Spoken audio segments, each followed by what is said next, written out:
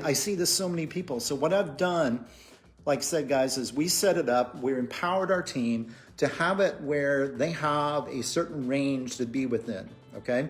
And we just build that into like what we call like a range calculator.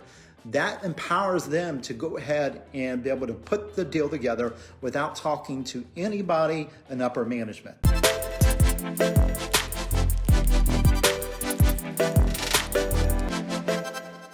They're able to control the property that way, but controlling it in a smart way. So we're not being stupid out there and being unfair with sellers, okay? Because there's a lot of investors go out there and do a lot of dumb deals or put a lot of dumb things under contract, and it's unfair for the seller. So do it the right way where you know you're in a range.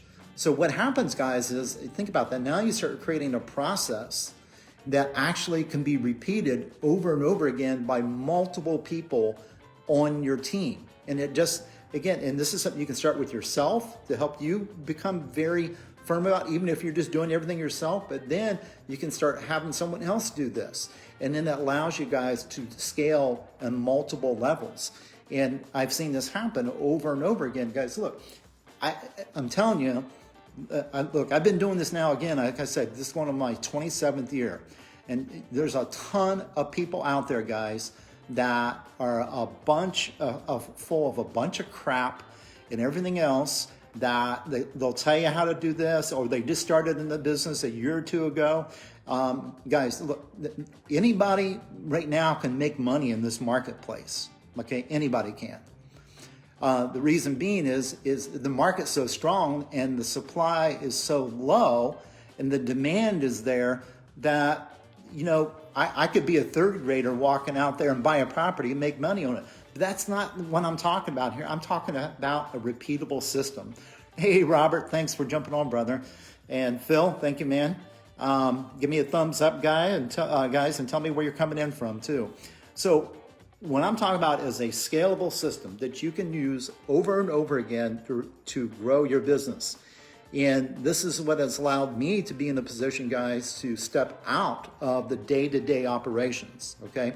So I've removed myself completely from the day-to-day operations. Now I'm in a position where it allows me to pull back and start working more on the business, but I can't do that with this limiting factors, guys, still setting in place. You know, I wouldn't be able to do that. So a lot of you are in a position where you're saying, okay, I want to grow and I want to make things happen. But the thing is, guys, what you haven't learned here yet is, guys, you haven't learned how to put in constraints, or I should say any type of constraints on your business. And that part of that constraints is building in processes that eliminate you from different parts of it. Guys, I know I used to do all that stuff for years, okay? And constantly we're developing in our company too, where we're taking things to another level and growing. I mean, right now we're expanding in some different marketplaces. This is something that, you know, we didn't think what we would ever do is go out to different states and things like that, but we're actually doing that. And a lot of that is achievable too from my good friend Robert here that's joined us today. So guys, we're expanding out, but we're doing it all based upon what I started talking about today, and that is based upon that core thing of building in a process, okay? And again, you hear this all the time. People say process, system, process.